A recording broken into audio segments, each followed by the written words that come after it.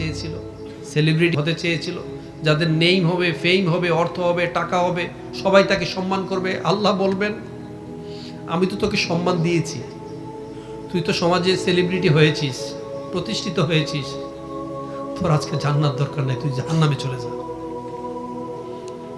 সবচেয়ে বেশি দানবীর দুনিয়াতে দানই করতো মানুষকে দেখানোর জন্য, আমি দানবীর হয়েছি, এত বিশাল হয়েছি। আল্লাহ বলবে, তুই তো যা চেয়েছিলি তাই হয়েছিস, এখন তুই জাহান্নামে চলে যা। আরেকজন হচ্ছেন যোদ্ধা, জিহাদ যিনি করেছেন, পৃথিবীতে বীর হওয়ার জন্য তিনি যোদ্ধা হয়েছিলেন, দেখানোর জন্য হয়েছিলেন।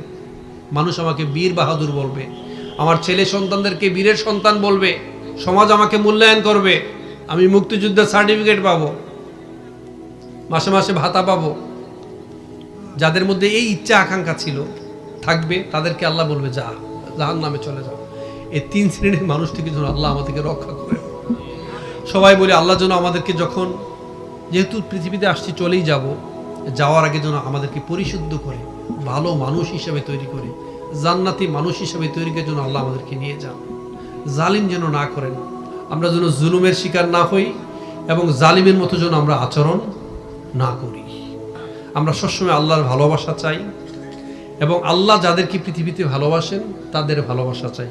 বলেন, আমরা আল্লাহর ভালোবাসা চাই। বলেন, আল্লাহ যাদেরকে ভালোবাসেন তাদের ভালোবাসা চাই।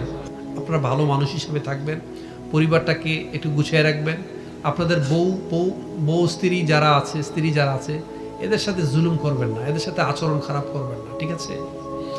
কারণ আরেক বাড়ি থেকে আসছে, আপনার ঘরে থাকে, একটা জিনিস খেয়াল রাখবেন, যদি আমার আম্মাজানরা এখানে থেকে থাকেন, শাশুড়ি মারা থেকে থাকেন, আপনি নিশ্চয়ই আপনার মেয়েটাকে চাইবেন যে তার শ্বশুর বাড়িতে যেন ভালো থাকে, নাকি চান না? যে আমার মেয়েটা একটু ভালো থাকুক, আমার মেয়েটা যদি সকালে না ওঠা লাগে, একটু ঘুমানোর পরে, একটু নামাজ পড়ার পর একটু আরাম করুক, একটু ঘুমাক, রান্নাটা যদি শাশুড়ি একটু করে ফেলতো, এরকম আপনি চান না? যে বেশি যেন কষ্ট না হয়, হাজব্যান্ডের সাথে যেন একটু ঘুরতে যাইতে পারে, উমরা যেতে পারে, এই শখ কি আপনাদের আছে না বাবা এবং মা হিসাবে? তা আপনার ঘরে যেই বউটা এসেছে, তার বাবা মা কি এটা প্রত্যাশা করতে পারে না? পারে কি না? আমরা এই জায়গাটা না খুব ভুল করে ফেলি। আসলে বউদের প্রতি দেখবেন, ওই যে শ্বশুর দেবর, এরা কিন্তু খুব একটা আচরণ খারাপ করে না। আচরণ খারাপ হয় কিন্তু ওই মহিলাই, কিন্তু দুইজনে তো আপনারা নারী, তাই না? আপনারা স্যাক্রিফাইস করেন, একটু স্যাক্রিফাইস করবেন। সে অন্য ঘর থেকে একটা মেয়ে আসছে, ছোট মানুষ, বয়স কম, তার তো 20 বছরের আগে তার শরীরের হাড়গুলো এখন পর্যন্ত শক্ত হয় নাই। সেই মেয়ে এখন আসার পরে খুব দায়িত্বশীল হওয়া লাগে, সকালে তাড়াতাড়ি ঘুম থেকে ওঠা লাগবে, শ্বশুর শাশুড়িকে গরম পানি করে দেওয়া লাগবে, কাপড় ধুয়ে দেওয়া লাগবে, নাস্তা রেডি রাখতে হবে, প্রত্যেকে গিয়ে ব্যাটটি দিতে হবে, দিতে হয় না? এটা করতে পারলে ভালো, যদি করতে পারে আলহামদুলিল্লাহ, অনেক মেয়েরা এটা করেন। কিন্তু মা, আপনার মেয়েও তো একটা আরেক বাড়িতে আছে, এটা একটু খেয়াল করবেন। পাশাপাশি যে সমস্ত মেয়েরা বউ হিসেবে এসেছেন, তারা একটু খেয়াল করবেন। আপনিও চান আপনার ভাবি যেন আপনার মাকে খুব আদর্শ করে, সম্মান শ্রদ্ধা করে, মাঝে মাঝে একটু তেল দিয়ে চুলে বিনি করে দেয়, তাই চান না? একটু কাপড় চোপড় ধুয়ে দেয়, একটু ভালো মন্দ করে খাওয়ায়, চান কি না? না ভুল?